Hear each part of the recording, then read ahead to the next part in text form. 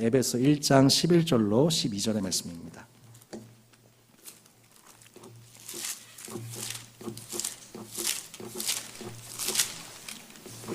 에베소서 1장 11절로 12절의 말씀입니다.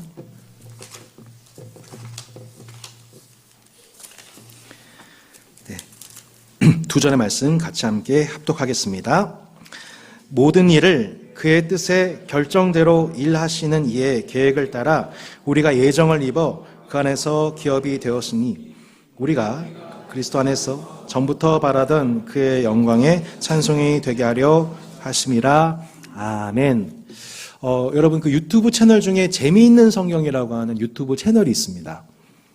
이 성도로서 신앙생활하고 또 성경 읽다 보면 궁금한 점이 엄청 많아지게 되잖아요. 근데 이제 그 궁금한 부분들을 좀 이렇게 오픈하기도 쉽지 않고, 그래서 이 전희준 목사님이라는 분이 그 질문들을 한데 모아서 그것을 아주 균형 있고 쉽게 우리 눈높이에 맞춰서 풀어오신 그 유튜브 채널이 재미있는 성경이라는 채널이 이렇게 있습니다. 근데 그 재미있는 성경을 채널을 열고 3, 4년 동안 목사님께서 운영하시고 보니 성도들이 가장 많이 했던 질문이 있었습니다. 여러분 그것이 무엇일까요? 네, 예정론이라고 답변을 해줬습니다. 예, 당연히 설교 맥락상 그럴 수밖에 없겠죠. 오늘 예정론 얘기하고 있기 때문에. 맞습니다. 목사님이 가장 많이 받은 질문이 예정론이었던 겁니다. 그러니까 그 얘기는 뭐냐면 하나님의 예정에 관한 교리를 관해서 공부를 하다 보니 본인도 잘 이해가 되지 않고, 또한 현대를 살아가는 현대인들에게서 가장 중요한 가치가 자유이지 않습니까? 자유, 선택, 케바케, 개인적인 입장, 이런 것들을 이제 저희는 되게 중요시 여기는 사람들이란 말이에요. 근데 그 가운데에서 하나님께서 모든 것을 예정하셨다는 교리를 들었었을 때, 심지어 자신이 그 예정에 의해서 구원받는 성도인 자신 입장에서도 잘 이해가 되지 않고, 또 이것에 대해서 세상에 얘기하기도 껄끄럽고, 현대인들 입장에서 이 기독교의 교리는 실제로 잘 이해가 되지 않고 자랑되기가 어려운 주제더라는 것이죠. 그래서 오늘 이 다운 시간에, 오늘 이 설교 시간과 다운 시간을 통하여서 이 예정론에 관한 하나님의 진리에 대한 통찰과 구원에 관한 즐거움을 우리가 회복하는 시간이 되기를 진심으로 말씀 안에서 그 은혜가 있기를 주 예수 이름으로 축복합니다. 쉬운 성경으로 다시 읽어보도록 하겠습니다. 자, 쉬운 성경으로 쉽게 보겠습니다. 모든 것을 그의 뜻대로 이루시는 하나님께서는, 같이 읽어볼까요? 오래전에 이미 우리를 하나님의 백성으로 예정해 놓으셨습니다. 그리스도 안에서 첫 소망을 가진 우리들을 통해 하나님께서는 찬양을 받기 원하십니다. 아멘. 실상 오래전에 이미 우리를 하나님의 백성으로 예정해 놓으셨습니다 라고 하는 선언은 에베소 1장 4절 5절에서 이미 언급된 바입니다. 또한 그때부터 예수 그리스도를 통해 우리를 자녀 삼으시기로 뭐 하셨어요? 작정하셨습니다. 작정하셨습니다. 하나님께서는 이 일을 바라시고 또 기뻐하셨습니다. 태초에 하나님이 천지를 창조하시기 전에, 태초 전에 하나님의 작정이 있었습니다. 네. 별로 이렇게 놀라지도 않으시군요. 태초 전에 하나님의 작정이 있었습니다. 어떤 작정이냐면 하나님께서 예정하셔서 당신의 자녀들을 구원하실 하나님의 예정, 선택의 작정이죠. 예수 그리스도를 통해 자신의 자녀들을 하나님의 자녀로 입양하실, 양자 삼으실 하나님의 뜻이 태초 전에 있었습니다. 프로오리조라고 하는 헬라어 단어, 그 영어로는 predestination이라는 뜻입니다. 윤호 아나운서 안 하겠습니다. 네, 이렇게 윤호 아나운서 더 이상 하지 않고 새로운 거 이제 개발할게요. 너무 식상해요. 제가 생각해도. 윤호 아나운서? 네, 영어로는 predestination. 네, 이게 무슨 뜻입니까? 예, 도착지가 전에 예비됐다는 뜻이죠. 예, 도착지가 미리, 맞습니까? predestination. 그러니까 무언가가 존재하고 발생되기 전에 그것이 특정 결과에 이르도록 미리 작정했다. 이게 predestination, 예정입니다. 웨스터민스터 신앙고백서에는 이렇게 서술을 했죠. 하나님은 창세전에 그분의 영원하고 변치 않는 목적과 비밀한 계획과 자기 뜻의 기쁘심에 따라 생명으로 예정된 일부를 그리스도 안에서 영원한 영광에 들어가도록 선택하셨다. 내용입니다. 자, 이 내용 듣는 순간 여러분 어때요? 막 마음에 기쁘십니까? 막 특송하고 싶으세요? 이렇게 은혜를 막 이렇게 당장 다음 주에 헌금 특송하고 싶으세요? 예, 막 머리를 긁적이기도 하시고 무슨 얘기냐 싶기도 하고. 자, 이 지점에서 우리는 당연히 질문이 생기죠. 하나님께서 창세전에 구원하실 자를 미리 선택하셨다면 그렇다면 선택받지 못한 사람들은 저절로 지옥에 가는 것이 아닌가요? 라는 질문이 떠오르지 않으십니까? 두 번째, 하나님께서 인간에게 자유의지를 주셨다고 하는데 그러면 하나님이 주권적으로 선택하신다는 내용과 인간에게 자유의지를 주신다는 하나님의 뜻은 모순되는 것이 아닌가요? 라는 질문이 떠오르게 되죠. 세 번째, 하나님께서 구원하실 자를 선택 예정하셨다면 우리는 굳이 전도할 필요도 없지 않나요? 라고 하는 실전적인 질문이 생기죠.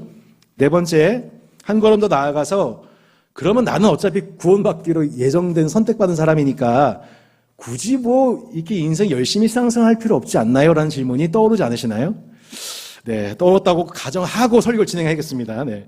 이 질문이 자연스럽게 연달아 3-4가지 질문이 떠오르게 될 수밖에 없는 거죠. 그래서 오늘 설교는 이 질문들에 대한 답변을 하나님의 말씀에서 해석된 만큼 성경 안에서 어떻게 해석했는지를 생각해보고 그리고 우리의 지성으로 다 이해할 수 없는 영역을 어떻게 받아들이는 것이 성경적인가? 우리의 지성적으로 한계되는 그 지점을 어떻게 받아들이는 것이 성경적인 것에 대해서 이 2가지를 생각해보고 성도에게 주신 예정의 은혜를 참으로 우리가 주 안에 기뻐하고 찬송하게 되는 여러분 그런 은혜가 이 주일 가운데 충만하시기를 축복합니다. 첫 번째 가장 쉽게 답변해서 볼 수 있는 질문, 우린 어차피 하나님의 예정과 선택을 받은 존재니 이제 내 마음대로 살아도 되는 것이 아닙니까? 라는 질문을 여러분 하세요 안 하세요? 예, 우리 따사연교는 안 하신 것 같아요. 너무 다행이에요. 넘어가지 않겠습니다. 실상 에베소 1장 4절에 이 질문에 대한 답변이 나와 있습니다. 자, 같이 한번 말씀 한번 읽어볼까요? 하나님께서는 이 세상이 창조되기 전 그리스도의 사랑 안에서 흠없는 거룩한 백성으로 선택하셨습니다. 자, 흠없는 거룩한 백성으로 하나님이 우리를 선택하셨대요. 자, 보세요. 우리를 왜 예정하시고 선택하셨습니까? 거룩하고 흠이 없는 백성 삼으시기 위해. 거룩하고 흠이 없는 백성을 삼으시기 위한 목적 속에 그 수단이 뭐였다는 거예요? 예정과 선택이었다는 거예요. 하나님께서는 아브라함을 부르셨습니다. 여러분, 아브라함이 누군가요? 데라의 자녀입니다. 데라는 우상을 만들어 파는 장사꾼이었습니다. 우상신을 만들어 조각해서 파는 사람. 그러니까 아브라함도 처음부터 하나님 믿었던 사람이 아니라 그 또한 이방인이었죠. 하나님께서는 아브라함의 민족인 중다한 이스라엘 백성들을 애굽으로부터 구원하셨습니다. 자, 왜 구원하셨나요? 이스라엘이 애굽에서 바로 왕에게 너무 시달려서 하나님께 부르짖었더니 하나님이 그들을 불쌍히 여기셔서 구원하신 것 맞습니다만 그 전에 누구를 생각하셨습니까? 아브라함과 맺었던 언약을 생각하셔서 하나님이 그들을 구원하셨지요. 자, 그리고 그 구원하신 목적은 무엇이었습니까? 그러니까 이스라엘 향한 구원은 예정되어 있었습니다. 아브라함에게. 근데 그 구원의 목적은 무엇이었습니까? 바로 출애굽기 19장 6절이죠. 너희가 내게 대하여 제사장 나라가 되며 거룩한 백성이 되리라. 자, 하나님께서 이스라엘을 구원하신 목적이 뭐라는 거예요? 바로 거룩한 백성 삼으시기 위함이었습니다. 제사장 나라 삼으시기 위함이었습니다. 열방의 나라와 하나님 사이를 화목하게 하며 마침내 열방을 복되게 하는 그 제사장 나라로 이스라엘을 구원하신 것이죠. 그래서 이스라엘은 구원받은 직후에 가나안 땅에 들어가 약속의 기업을 받는 것이 아니라 먼저 어디로 들어가게 되냐면 광야로 들어가서 12일 길이면 들어갈 수 있는 가나안 땅으로 직행하지 못하고 42년 동안 광야 생활을 합니다.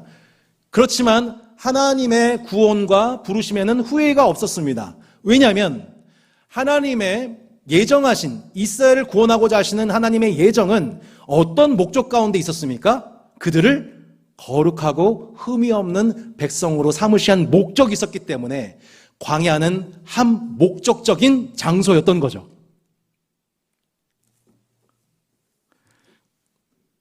(42년) 동안 거룩하고 흠이 없는 백성들로 연단받은 그들이 가나안 땅에 출현하게 되자 하나님 앞에 높아져 있던 교만하고 음란한 가나안의 문화들이 모두 심판을 당하게 되죠. 그리고 결국 이 세속에 대한 심판 후에 이스라엘의 12지파는 모두 가나안 땅을 유업으로 받게 되죠.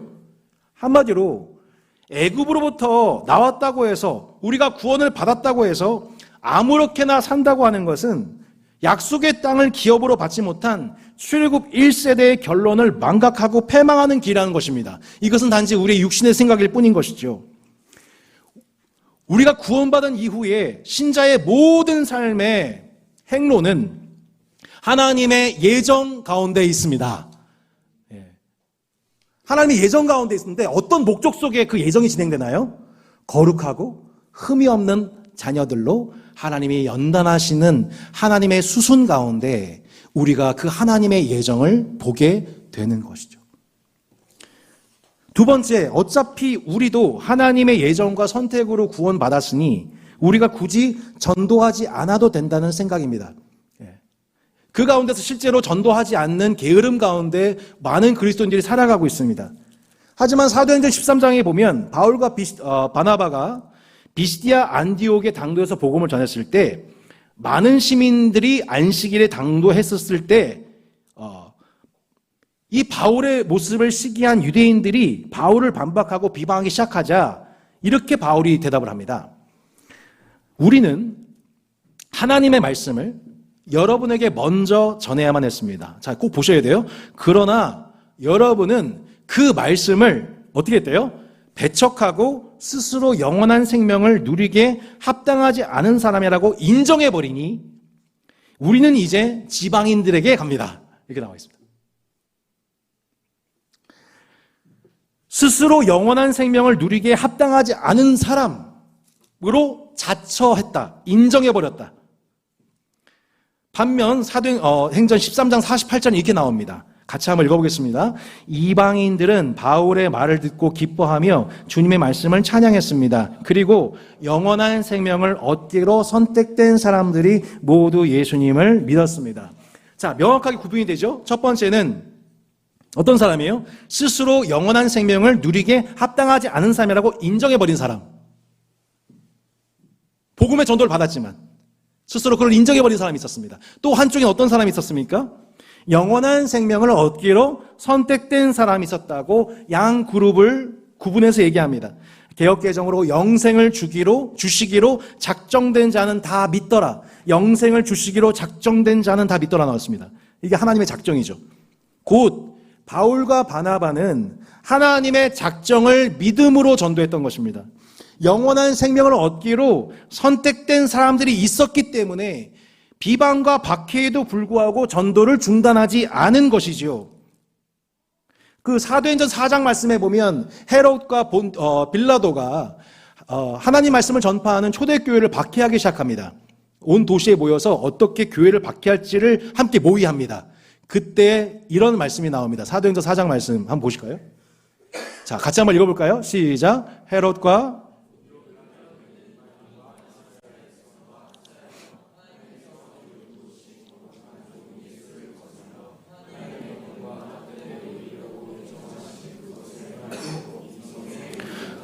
네, 그렇습니다.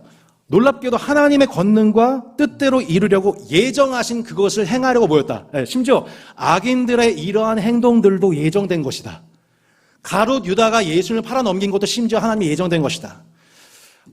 우리가 다 헤아릴 수 없는 하나님의 신비로운 경륜 속에서 하나님의 작정과 예정 속에 하나님께서 구원하실 선택하신 자들에 대한 하나님의 구원과 동시에 그 하나님의 일을 방해하는 악인들의 행동 또한 하나님의 예정 가운데 있다는 것을 놀랍게 고백하고 있는 것이죠. 한마디로 하나님의 선택과 예정에 관한 성경적인 믿음은 우리로 하여금 복음 전도를 결코 약화시키지 않습니다. 오히려 하나님의 작정과 예정이 있다는 것을 믿는 자는 믿음으로 전도합니다. 더 적극적으로, 더 과감하게 순종합니다. 할렐루야. 사도행전 18장 고린도 도시에서 이 과정을 겪은 바울이 어떻게 하나님께서 그를 격려하신지 한번 보세요. 내가 너와 함께 있으며 어떤 사람도 너를 대적하여 해롭게 할 자가 없을 것이니 이는 뭐래요? 이 성 중에 뭐래요? 내 백성이 많음이라. 이 성 중에 내 백성이 많음이라 하시더라. 그리하여 결과가 뭐예요? 1년 6개월을 머물며 그들 가운데 하나님 말씀을 가르쳤다고 나와 있죠. 안디옥에 이어서 고린도에서 자신을 해하려는 유대인들이 많아서 위축되었던 바울에게 선교를 계속해서 이어갈 동기와 격려가 무엇이었냐면 하나님께서 구원하시기로 예정하신 백성들 때문이었다는 거예요. 하나님의 작정이 바울로 작심하게 만들었다는 거예요. 나 더 복음 전해야지. 나 더 머물러서 하나님 말씀 전해야지라고 그의 진로가 그렇게 결정되었다는 거예요. 사랑하는 성도 여러분, 하나님의 작정이, 하나님의 예정이 여러분의 삶을 지도하고 인도하여 주시기를 주 예수 이름으로 축원합니다. 하나님의 성도 여러분, 우리는 하나님의 작정에 의해서 이렇게 부름받은 성도들이고 하나님의 결정에 감동해서 우리의 삶을 결단하는 재헌신하는 자들로 구원을 받았다는 거예요. 우리가 지금 왜 따스한 교회로 모여 있습니까? 이 도시에 또 우리가 각자 속해 있는 이 세대 가운데에 영생을 주시기로 작정된 자들이 있기 때문입니다. 하나님의 백성들이 여전히 이 땅에 남아있기 때문이에요. 그렇지 않습니까? 만약 그런 사람도 없다면 정말이에요. 더 이상 우리가 이 땅에 남아있을 이유가 없어요. 예정되어 있기 때문에 게을러지기는커녕 예정되어 있기 때문에 그것이 우리로 움직이게 만드는 것이죠. 예정되어 있기에 그것을 믿고 전도하는 것입니다. 지금 초등부에서 겨울성경학교 직후에 전도의 온도를 높이기 위해서 그 훈련된 우리 초등부 전도자들이 엄마 아빠에게 복음을 전할 것입니다. 그리고 믿지 않는 엄마 아빠들에게 또 더 나아가 3월에 개혁하게 되면 우리 친구들에게 복음을 전하기 시작할 것입니다. 여러분을 초등부를 통하여서 우리 교회 가운데에 복음의 온도가 높여지는 따스한 교회 되기를 축원합니다. 다산과 남양주 가운데 하나님의 백성이 여전히 많이 남아 있습니다. 하나님의 예정을 믿기에, 작정을 믿기에 우리는 믿음으로 복음을 전하는 한 해가 되시기를 주 예수 이름으로 축원합니다. 세 번째, 하나님의 주권과 인간의 자유의지가 서로 모순되는 개념이 아닌가 싶습니다. 그래서 우리가 성경 공부를 해야 됩니다. 결론적으로 말씀을 드립니다. 여러분, 자유의지를 주신 것도 하나님의 사랑이에요. 절대 주권 가운데서 하나님의 작정과 예정으로 우리를 구원하신 것도 하나님의 사랑입니다. 이것을 기억하셔야 돼요. 사랑의 결과라는 것. 인간을 로봇처럼 복종하는 기계적 존재가 아닌 하나님의 형상을 부여받아 하나님의 뜻에 순종할 수도 있고 불순종할 수도 있고 하나님을 사랑할 수도 있고 미워할 수도 있고 하나님을 섬길 수도 있고 거부할 수도 있는 그 자유의지를 주신 것은 그만큼 하나님이 인간을 존귀하게 여기시고 사랑하신 결과셨죠? 그렇습니다. 우리에겐 그 자유의지가 있습니다. 문제는 그 자유의지를 선물 받은 인간의 결과. 창세기 3장에서 그 자유의지를 가지고 선악을 알게 하는 나무의 열매를 먹기로 선택한 인간의 결과 때문입니다. 하나님을 거역하고 선악을 알게 하는 나무의 열매를 먹은 직후 인간의 상태가 어땠는지 여러분 보십시오. 창세기 3장 22절입니다. 여호와 하나님께서 말씀하셨습니다. 보아라, 사람이 우리 중 하나와 같이 되어 선과 악을 알게 되었으니 이제 그가 손을 뻗어 생명나무의 열매를 따먹고 영원히 살게 되는 것을 막아야 한다. 아니, 영원히 사는 것을 왜 막습니까? 하나님과 단절된, 하나님께로부터 독립된 영원한 삶이었기 때문이죠. 그러니까 영원한 삶이 아니라 영원한 죽음입니다. 하나님 입장에서는 자신을 떠난 영원한 삶을 스탑 시키기 위해서 하나님 긴급 처방한 것입니다. 이것은 마치 심정지가 온 환자도 같습니다. 환자가 심정지가 와서 죽게 되기 전에 긴급하게 이거 뭡니까 이거? 이거 뭐라고 그래요? 1부 때 이거 해석을 못했어요. 하여튼 그거, 이거 아시죠? 제세동지. 감사합니다. 감사합니다. 네, 역시 송민서님. 네, 송민서님. 네. 이 제세동지 긴급 투여해가지고 그 사람 살리지 않습니까? 네. 인공호흡하지 않겠습니까, 여러분? 인간의 상태는 어떤 상태냐면 그 심정지 당한 환자도 같다는 거예요. 환자 입장에서 스스로 살아날 수 있어요, 없어요? 없어요. 무슨 뜻이냐? 스스로의 자유의지를 가지고 하나님 말씀에 불순종한 후에 인간의 상태는 심정지 상태예요. 스스로 자유의지를 가지고 살 수가 없어요. 하나님과의 생명에 하나님의 생명과 접착되어서 다시 그 생명이 들어올 수가 없는 상태가 된 거예요. 여기서 다시 한번 윤호 와담생 할 뻔했습니다, 여러분. 윤호 와담생 안 하겠습니다. 여러분 이해가 되십니까? 그 심정지 당한 환자 입장에서는요, 스스로 자유의지를 가지고 살아날 수가 없어요. 이게 인간의 상태였다는 거예요. 자유의지의 한계죠. 내 스스로 하나님 사랑하지 않잖아요. 하나님 얼굴 구하지 않잖아요. 내 스스로 하나님의 생명이 연결될 수가 없어요, 인간이. 그게 범죄 직후의 인간의 상태이고 우리의 상태, 우리의 자유의지는 매우 손상되었어요. 바른 길을 알아도 선택하지 않아요. 우리 잘 알잖아요, 우리 옛사람이 어떤지. 하나님 사랑하지 않죠. 여기서 우리가 자유의지를 운운할 수 있나요, 여러분? 자유의지를 가지고 하나님을 섬길 수 없게 된 인간의 비참한 무능한 상태에 대해서 하나님이 할 수 있는 최고의 선택이 뭘까요?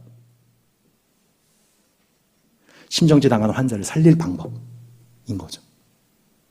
그게 뭐였나요?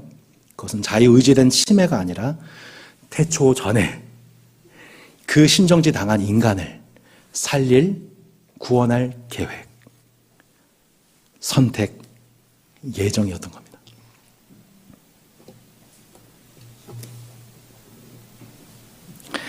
선악을 알게 한 나무의 열매를 먹은 인간은 스스로 영생, 곧 하나님 안에서의 영원한 생명을 회복할 수 있는 지혜와 초명을 완전히 상실했어요. 그 자신의 범죄로 인해 하나님께로부터 받아 누리는 생명의 공급이 완전히 단절되고 산소 공급이 중단되고 영적인 호흡이 중단된 상황이 되었어요. 그래서 에베소 2장 1절에 보면 그 인간의 상황 이렇게 얘기합니다. 그는 허물과 죄로 죽었던 너희를 살리셨도다. 타락 후에도 인간에겐 여전히 자유의지가 있으나 그 자유의지를 가지고 하나님을 사랑하고 하나님께 순종하고 하나님 안에 있는 그 영원한 생명과 풍성함을 누릴 수 있는 그 길은 스스로의 선택에 의해서 회복될 수 있는 길이 차단돼 버린 상태인 거예요. 그러니까 하나님은 본래 인간을 사랑하셔서 자유의지를 주심으로 그를 존귀케 하셨으나 범죄와 타락 이후의 인간은 그 자유의지를 가지고 하나님을 사랑하지도 않고 하나님을 찾지도 않고 그리하여 영원한 생명의 길로 나아갈 수 없는 상태가 되어버린 거죠. 그리하여 하나님은 창세 전에 그 죄에 빠진 심정지 당한 인간을 구원하실 계획, 곧 비밀의 경륜을 예비하셨던 거죠. 창세 전에 예비하신 하나님의 아들, 첫째 아들로 하여금 죄에 빠진 심정지 당한 우리를 응급처치하여 우리를 위해서 죽으시고 부활하심으로 다시 숨을 쉴 수 있도록, 다시 그 심장이 뛸 수 있도록 심정지 당한 우리를 살리실 계획을 완전히 이루셨던 것입니다. 자유의지를 주신 것도 하나님의 사랑이요, 이런 구원의 계획을 세우신 하나님의 그 작정도 하나님의 사랑이었던 것입니다. 하나님의 주권과 인간의 자유의지 문제를 가지고 지성적으로 토론하는 것 얼마든지 가능합니다. 하지만 수천 년이 지났지만 지성적으로 해결이 안 됩니다. 계속 싸웁니다. 우리가 뭘 놓친 겁니까? 하나님의 사랑. 그의 사랑 안에서 그분은 우리에게 자유의지를 줄 수밖에 없었고, 또한 우리에게 창세 전에 예수 그리스도를 통하여서 심정지 당한 환자인 우리를 급히 살리실 하나님의 계획으로서 하나님은 예정과 선택의 방식으로 우리를 구원하길 기뻐하셨던 거죠. 감히 비교도 안 되는 비유지만 저는 오늘 이번 주 이제 본문을 계속 묵상하고 제 삶 속에서 있었던 일들과 함께 이거를 이쪽 저쪽 말씀과 상황 계속 대입하면서 제 삶을 이제 해석해 나갔습니다. 저희가 자녀를 계획해서 출산을 했습니다. 네, 어쩌다 3명. 네, 셋째는 사고 쳤어요. 하여튼 이렇게 첫째, 둘째, 이렇게 셋째까지.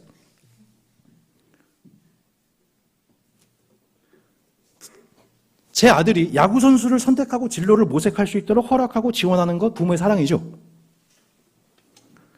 그런데 그 선수로 살다가 부상을 당하고 부진에 빠지고 요즘에 대한민국 축구 선수들 중에 욕먹는 사람처럼 사회에 물리켜가지고 명예를 실추하고 그런 선수가 됐을 때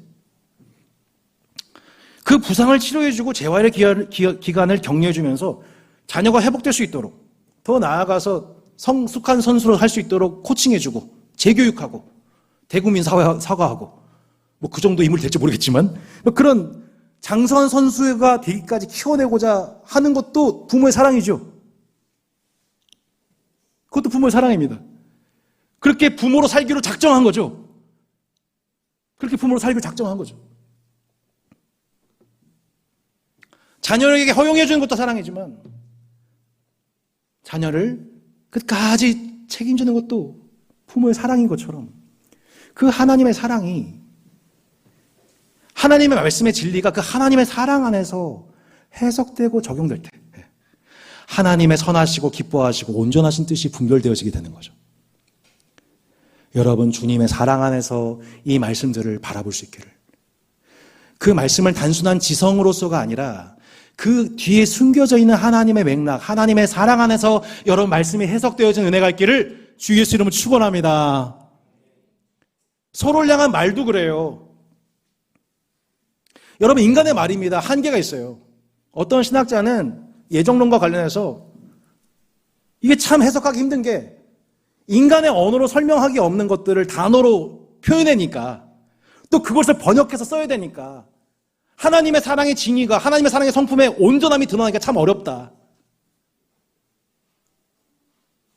이건 설교 내용이 없는 내용이지만 여러분 성도 간의 대화도 그렇습니다. 성도 간의 대화도 우리의 문장과 우리의 대화와 어법 속에서 단어 하나 속에서 얼마나 많은 오해들이 생겨나는지 몰라요. 어색함이 생겨나는지 몰라요. 뭘 생각해야 될까요? 그 말 뒤에 있는 그 사람의 사랑. 그 사람의 수준. 아, 저 사람이 저렇게 얘기할 수밖에 없겠구나. 아, 저 사람은 그런 맥락 속에서 내한테 말한 거구나. 저 사람한테 그 단어와 그 용어는 그런 문장은 그런 거구나라고 서로에 대해서 곡해하고 비난하는 것이 아니라 안 좋게 생각하는 것이 아니라 그 사람의 선의 최선의 방향으로 해석하는 것. 우리가 서로 그렇게 사랑하는 관계 속에서 서로 사랑 안에서 서로의 언어와 서로의 단함을 인정하고 그것을 끌어안는 따스함으로 보듬어 가기로 여러분 그것을 학습하는 곳이 따스한 교회 주님의 몸된 교회인 줄로 믿습니다.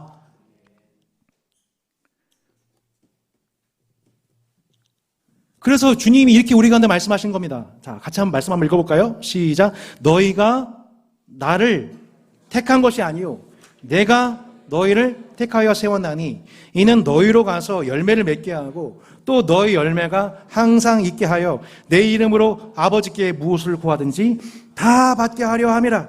뭐라고 말씀하셨어요? 너희가 나를 택한 게 아니다. 너희가 나를 찾아낸 게 아니다. 너희가 나를 구하지도 않았다.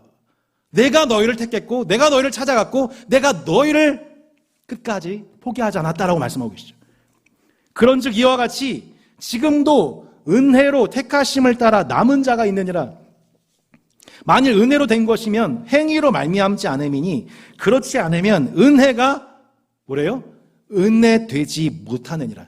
이와 같이 지금도 은혜로 택하심을 따라 남은 자가 있느니라. 만일 은혜로 된 것이면 행위로 말미암지 않았으니 그렇지 않으면 은혜가 아니라는 거죠. 우리의 행위로 선택받았다면 이건 은혜가 아니에요. 우리는 은혜 받은 게 아니라 통과한 거죠. 자격을 얻은 거죠. 하나님의 자녀가 될 자격을 얻은 거죠. 여러분은 내가 하나님의 자녀로 자격을 얻었음을 찬송하고 계십니까? 아니면 하나님의 은혜로 선택받았음을 찬송하고 계십니까? 성도들 간의 교제 가운데 내가 이만큼 했기 때문에 내가 하나님이 인정받고 있다는 것을 자랑하십니까? 아니면 나는 아무 공로가 없는데 하나님의 은혜로 내가 지금 이렇게 살고 있다고 자랑하고 계십니까?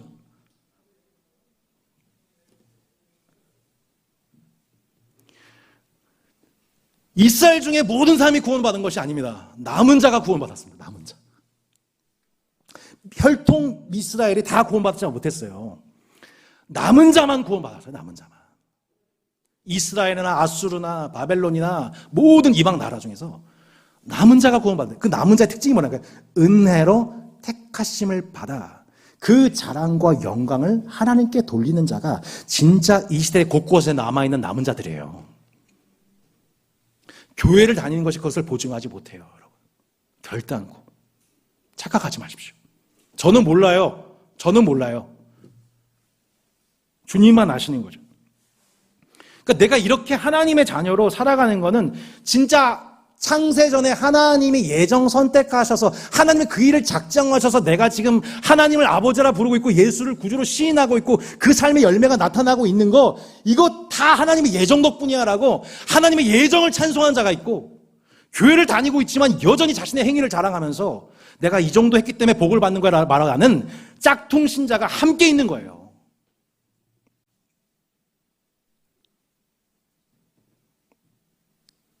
여러분, 우리가 구원받은 근거는 인간의 행위에 있지 않고 오직 태초전에 그렇게 하기로, 이유는 알 수 없지만 나를 사랑하셔서 그리스도 예수 안에서 나를 작정으로, 예정과 선택이라는 방법으로 작정하시고 우리를 사랑하신 하나님 아버지와 주 예수 그리스도의 속량 덕분인 줄로 믿습니다. 그러니까 지난 수요 복음 마칩 때 스바냐서 때 이걸 연구했던 거죠. 여호와의 날에 하나님의 심판이 오게 되면 극명한 나뉘어짐이 있게 된다. 남은 자, 그리고 형식상으로 주님을 따랐던 사람들, 형식적으로 하나님을 섬기고 있었지만 실제로는 마음으로는 무신론자들. 이 특징이 뭐냐면 이런 거죠. 그러니까 여기서는 막 하나님 사랑하고 예배하는데 실제 삶 속에서는 무심결에 나도 모르게 하나님 복도 안 내리시고 화도 안 내리셔. 어차피 인생 내 하기 나름이야 라고 생각하는 사람들. 이런 사람들. 이런 사람들을 하나님의 등불을 켜고 샅샅이 뒤져가지고 그 사람들 나중에 다 심판하신다는 거예요. 그러니까 이 중에서도 무신론자가 있을 수 있어요. 이 중에서는 티가 안 나요. 근데 나중에 여호와의 날에 그 진짜 의인과 악인, 진짜와 짝퉁이 구분이 되는데 그때 하나님이 등불을 켜고 그 위선자를 찾아내신다는 거예요. 연구와 기도회 후에 이제 좀 이런 말씀을 전하니 얼마나 무거워집니까? 그죠? 되게 초반에 좀 마음이 무거웠어요. 네, 이제 실명을 거론하는데 이제 허락받고 말씀을 드립니다. 이래 집사님께서, 그 이래 집사님은 누구시냐면 우리 그 맨 앞에 앉아 계시는 한효원 집사님의 사랑받는 아내이십니다. 네, 지금도 꿀이 뚝뚝 떨어지는 그런, 특송하실래요? 하여튼 다음 주 한번 두 분. 이래 집사님이 그 특유의 그 제스처 속에서, 두 분의 그 바운서가 있는 이렇게 제스처 속에서 하나님 말씀을 이제 묵상해 나가시는데, 그걸 듣는데 제가, 이거구나 싶었습니다. 그게 뭐였냐면, 말씀을 듣고 되게 마음이 불편하셨는데, 내가 진짜 남은 자, 구원받은 자인지 내가 어떻게 알지? 이게 불편했던 거예요. 그래서 계속 기도하시면서 집사님이 묵상하셨던 게 뭐냐면, 내가 지나고 보니까 인생의 모든 지난 날들 속에서 기억해 보니까 그때마다 하나님께서 나에게 회개할 수 있는 은혜를 베풀으셨던 게 하나님의 은혜였구나라는 걸 알게 되는 거죠. 그게 너무 은혜가 되었다는 거예요. 그것이야말로 신자가 구원받은 증거라는 거죠. 그러니까 여러분, 회개도 은혜입니다. 내가 회개한 게 아니라 하나님이 그 믿음을 주셔서 우리가 회개하게 되는 거죠. 그럼 그 공로가 어디한테 가는 거예요? 하나님께. 이게 남은 자라는 거예요. 은혜로 택하심을 입었다는 것을 알고 그 모든 언어와 세계관이 그 하나님의 예정에 하나님께 모든 영광을 돌리며 살아가는 사람. 내가 믿어서 구원받은 게 아니죠. 그 믿음도 하나님의 은혜로 주신 거죠.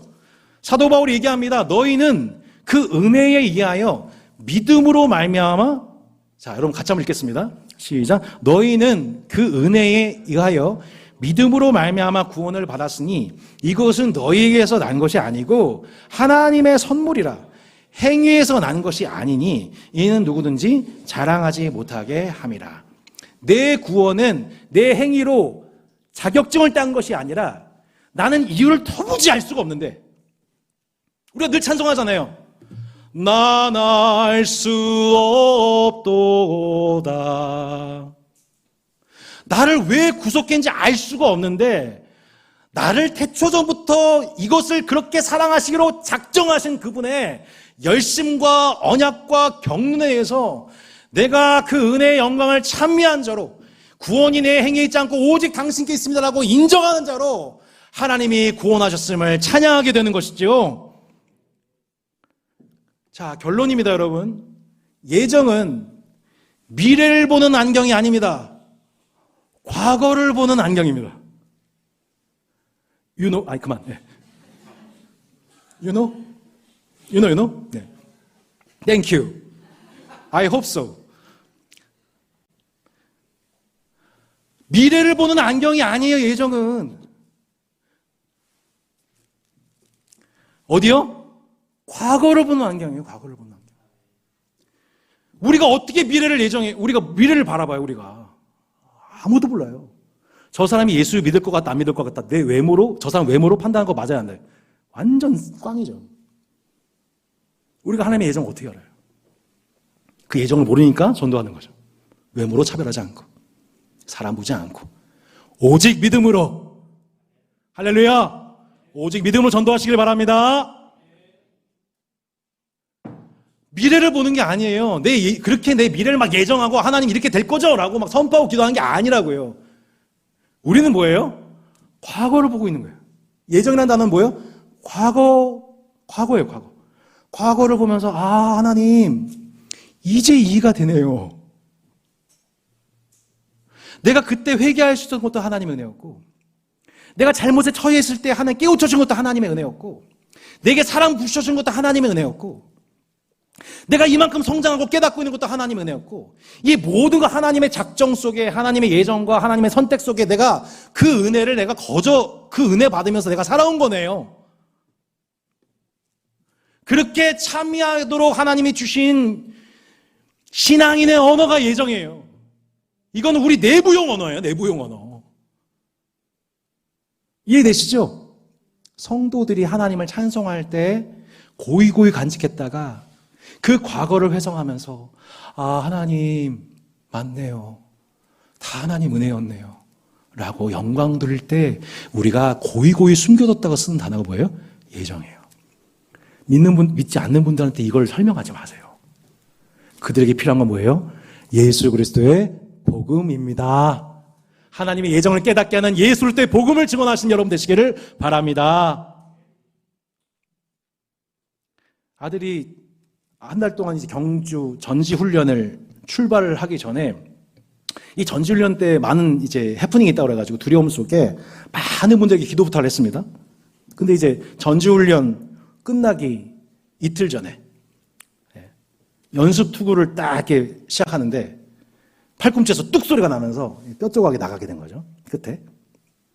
그래서 이제 응급실을 갔다가 서울로 와가지고 병원을 소개받고 갔는데, 대부분의 병원들은 지금 아시다시피 지금 의료계에 어려움이 있잖아요. 그러니까 이제 병원을 찾기가 너무 어려운 거죠. 또 갔던 우리 의사 선생님들도 휴가 기간이어가지고 서로 수술 일정 맞추기가 너무너무 어려운 거죠. 그래서 근데 감사하게도 참 하나님의 은혜로 이렇게 수술을 잘 받고 지금 회복 기간을 갖고 있습니다. 그렇게 많은 분들이 기도를 하셨는데 결과가 이렇게 주어졌어요. 자, 이 순간에